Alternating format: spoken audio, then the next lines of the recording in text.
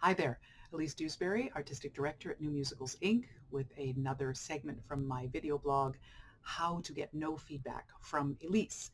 And I am still in my little mini series of assignments where I'm asking you to take a look at a musical that you are currently writing using some particular arena that I'm on about this month and applying it to your own work.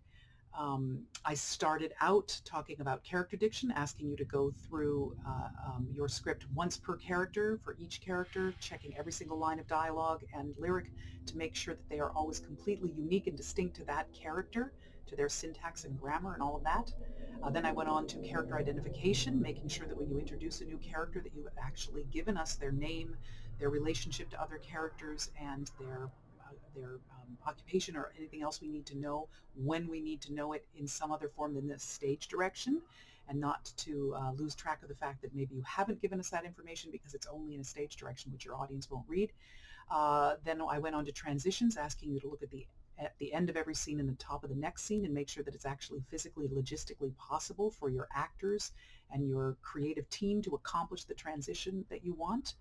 And if not, what to do to make sure that it is actually doable. Then I spoke about after the song, taking a look at every song in your show, looking at the beat that happens immediately afterwards and making sure that it is a new beat and that it's not something that could have been contained in the song, but that it is a new beat that is informed by whatever change took place during the song. This month I'm going to talk about tense, uh, future tense versus or present tense versus past tense specifically. Um, what I would ask you to do is go to your script for your particular musical that you're working on right now and keep an eagle eye out as you read through it for anything that is in the past tense.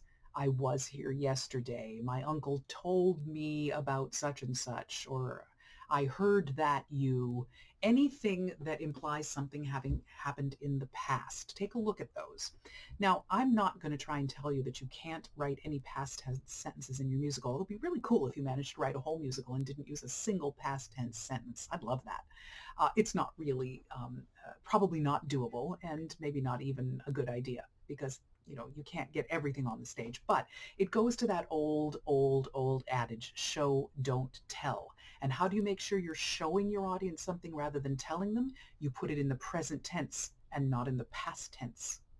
That's how you show instead of tell. That's exactly how you do it. So you hear that phrase all the time, but that is how you do it.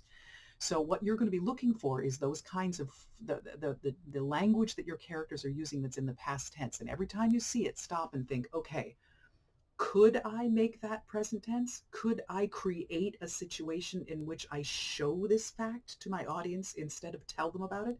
Now, your answer is not always going to be yes. Sometimes your answer is going to be no. In this instance, I really just have to come in them and have them run in saying, my Uncle Joe just told me that there was a terrible accident down to the store.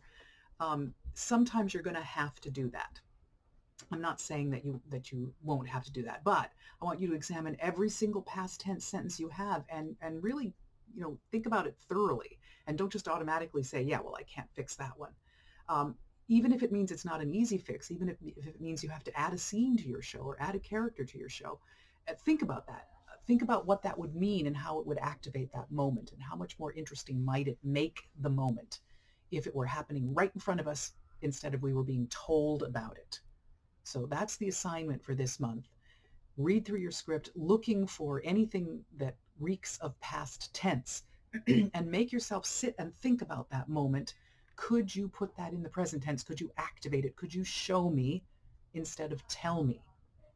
And, don't beat yourself up if the answer is sometimes no, but I think you might be surprised how often the answer is yes, and how much better your show will be for all of those yeses that have been translated into present tense moments instead of past tense moments. So that's the assignment for this month. Go do that, and then come back and we'll talk about the assignment for next month. Toodaloo. Bye-bye.